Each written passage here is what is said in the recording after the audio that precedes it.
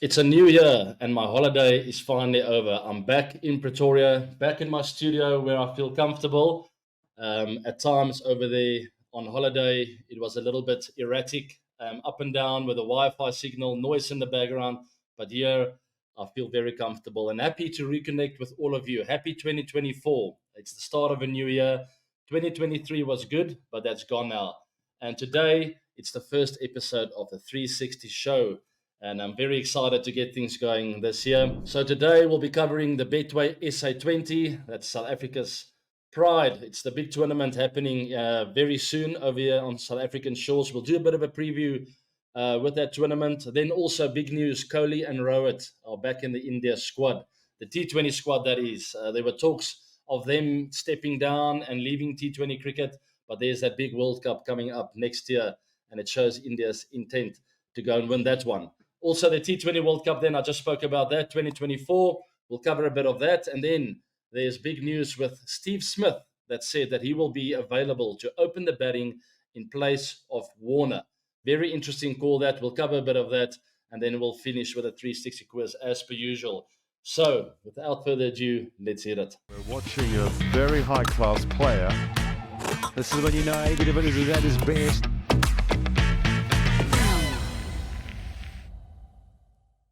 All right, here we are. It's the 360 show, and it's all excitement with the Betway SA20 that's happening in South Africa from the 10th of Jan. It's just around the corner, and there we've got the fixtures. We start off with a big clash.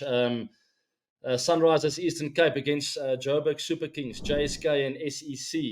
SEC won the tournament last year. They are hot favourites to go on and play a really good tournament. But just have a quick look there. I'm not going to talk about the fixtures too much. You guys can Google it. You can have a look here. What I do like about this, very similar to the IPL at the knockout stages.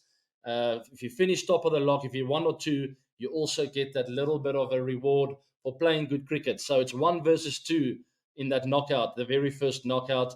The loser of that will play the winner of 3 and 4, and then only there will be a final. So very nice that. I've always tipped that kind of format in a knockout situation. I really like that. But let's move on to the squads then, and we cover the former champions. First up, the defending champions with captain there. You see Aiden Markram with a trophy in hand. And then the coach, Russell Domingo, joins in on the fun. It's a very nice duo, that. And they've played some really good cricket last year. And there's no reason with this kind of squad why they shouldn't do that again. Lots of experience. In Simon Harmer, Aiden Markram, David Milan, who joins this team, Sisanda Magala, the legendary domestic cricketer for South Africa, who's played some cricket for the Proteas, but he, year in and year out, is one of the top performers in South African domestic cricket. So keep an eye out for him. Also have Tristan Stubbs then. Let's move on from the former champions then. The guys who lost in the finals last year, the Pretoria Capitals, and there you see their squad. Will Heinrich Nokia be fit and ready to play in this year's Betway SA20? We'll have to wait and see. But what a wonderful squad this is. I don't have to go through the names. You can see for yourself over there. Lots of really good overseas players. The very interesting signing in Paul Sterling, I really enjoy. Playing at Centurion Park on a good wicket. He's a very strong hitter up the order, and he's going to hit you a lot of boundaries. So if you are in the Pretoria area, get to Centurion Park because you're going to see a lot of sixes. And just an all-round really good squad. They made it to the finals last year. Had a bad game in the finals in Joburg. Unfortunately, lost to the Sunrisers Eastern Cape. But have a look out for this team. They will be there and thereabout once again. Moving on to the next team then. Durban's Super Giants with a new captain, Keshav Maharaj. Just a fantastic squad again. Sorry, I'm saying fantastic all the time, but we're starting with 3 really good teams there, and it's difficult not to say the word fantastic. But Keshav Maharaj joins forces with coach Lance Klaasen.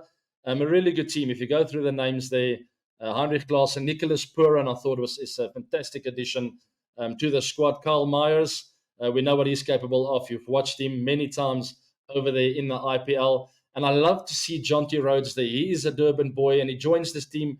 He was there last year, but he joins the team again this year. Just a lot of energy in this guy, and he will bring a lot of spirit to this team, as per usual. So keep an eye out for the DSG team. I think they're going to have a really good season. The Paul Royals next, and the big news here: Shane Bond has been appointed as the new coach for this team. Another really good side. Josh Butler, um, David Miller will be captain, but just an all-round really good squad. I think really important for this team that a lot of you might not know is they play. Their hometown is a place called the Boland. It's Paul Boland Park. It's called the Boland Park in Nepal.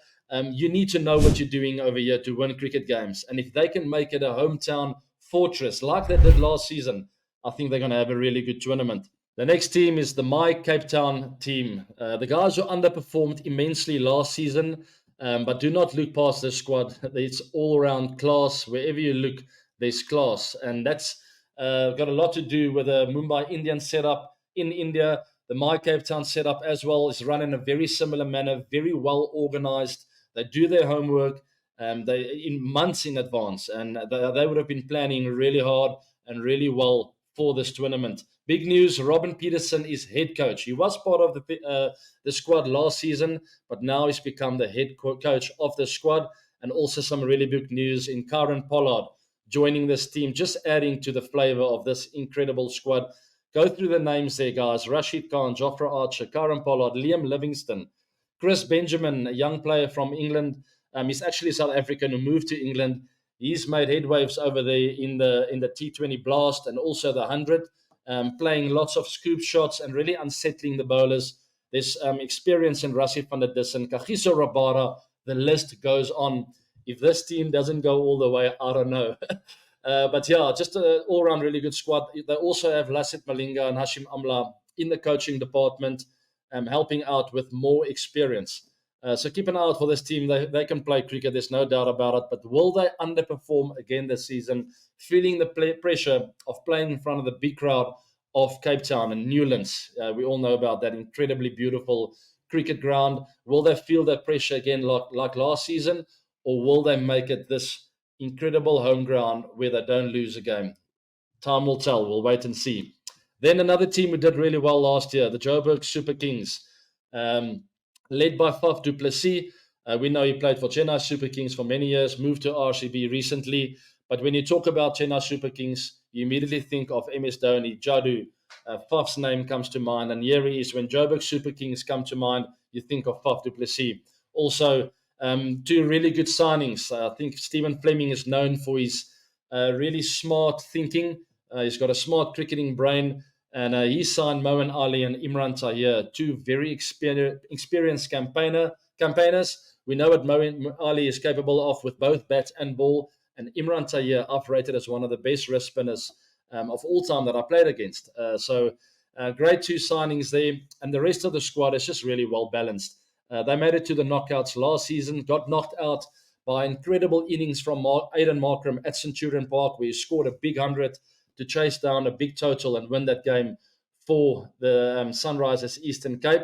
But I'm pretty sure this team will do well again, purely because of that experience and smart thinking. So there you have it, 6 teams in the Betway SA20, and it's all happening right now. So tune in if you're over there in India and Pakistan, in the United States of America. I don't care where you are. Tune in, watch the games. It's going to be incredibly good. And it's also called the Incredible Tournament. So the SA Betway 20 is kicking off, and I'm very excited. You've got the 6 teams there.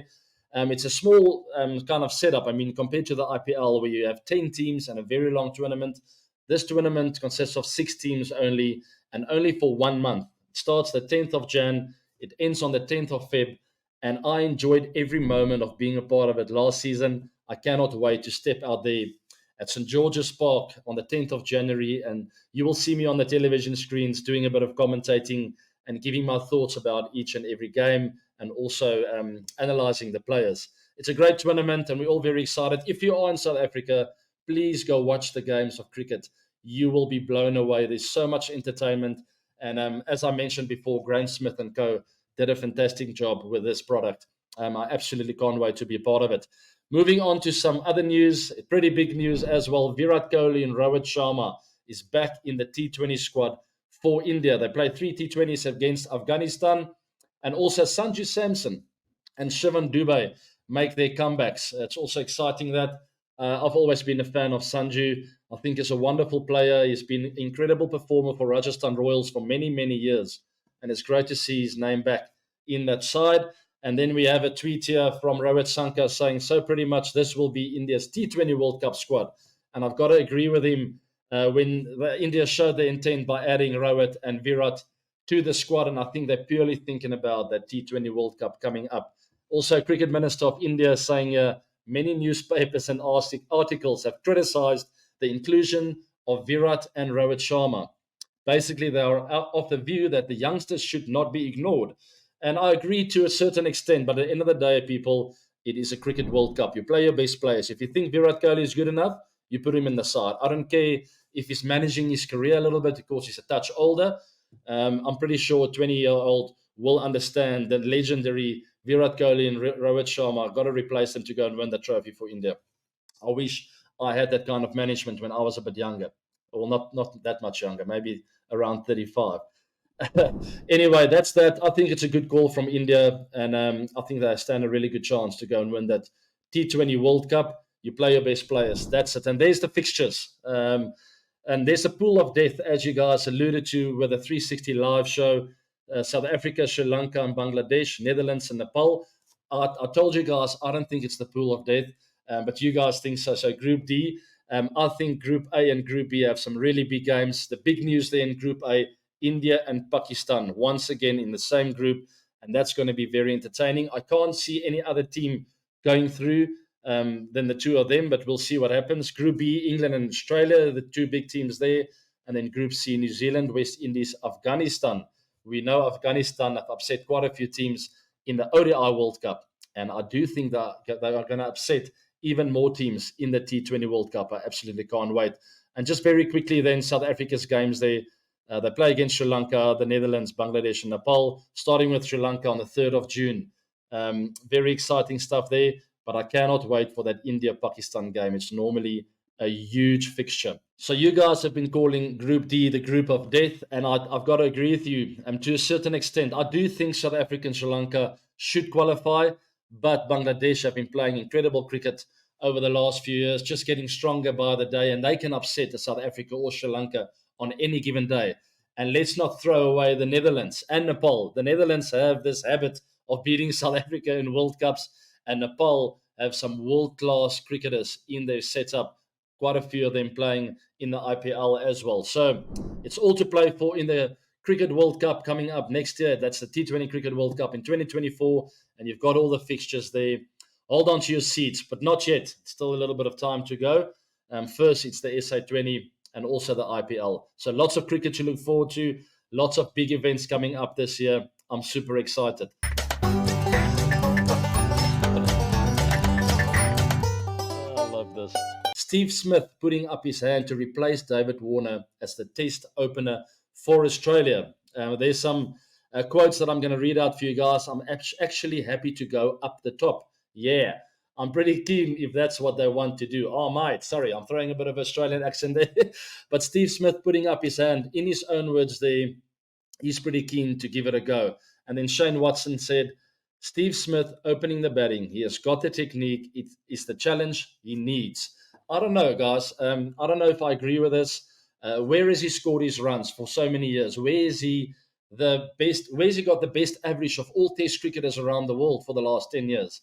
I mean, it would be silly, in my opinion, to change his position. He's won many games for Australia. When bowlers start really well and get 2 or 3 wickets up front, you always know as a bowling unit, we still got to get past Steve Smith. Otherwise, he's going to win them the game. He's played incredibly well in the Ashes. Big match temperament comes to mind. Now, you throw him up the order, he gets a couple of good nuts, he gets a couple of ducks, and all of a sudden he doesn't play that integral part of holding that middle order together, being the glue of the team. I wouldn't agree with that, but it's up to Cricket Australia to make that call. Big news as well, Heinrich Klaasen, my good mate, someone who I thought has been playing the best cricket of his life in the last few seasons, calls it quits on his Test career. He's decided to move on from Test cricket. In his own words, I'm still the same me with the same name, just a different mindset and a new game. Who's to blame? I don't know. I'm going to have a beer with him in this year, and I want to know what happened. If I had to take a guess, I don't think he got enough opportunities in the Test arena. Yes, maybe some players outperformed him, but I feel with certain players, you just say, you know what, I know how much class this guy's got.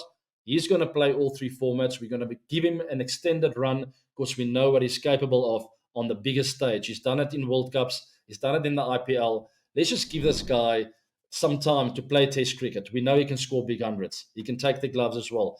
I think he didn't get enough opportunity and decided to focus on white ball cricket, play T20 leagues around the world, and hopefully win a World Cup for South Africa in either T20s or ODIs. So a personal decision there made by him. You cannot argue with that. You cannot criticize him. Each player's career is different, but I would just like to dig into it a little bit deeper. So when I do get more information, I will report back to you guys. That's it for all the cricket news around the world on the 360 show this week. Let's move on to the 360 quiz then. It's a bit of a trick question, so move a little bit forward in your seats and think about what you saw on the episode this week. Because the question is, in this week's episode, I showed you a person in a Bangladesh kit. Who was it? Trick question, not easy, but I know some of you will get it right. All the very best. You're not allowed to rewind or to go look at that little segment. Just take a minute, answer, and leave it. You can then go watch the episode again and see if you are right or not. And obviously, the winner will get a prize. But that's it for the 360 show this week. I am very excited for all the cricket coming up in this year, especially for the Betway SA20, which is around the corner. So tune in for that one and keep an eye out for me. I will be on your television screens. I have got a nice little holiday tan, so hopefully I'll look all right on the television screens, but we'll have a lot of fun. It's a great atmosphere with that tournament, and I absolutely cannot wait for that. Please subscribe to my channel. Also hit the bell notification to stay up to date. Follow me in socials, and we'll see you on 360 Live very soon. Take care now.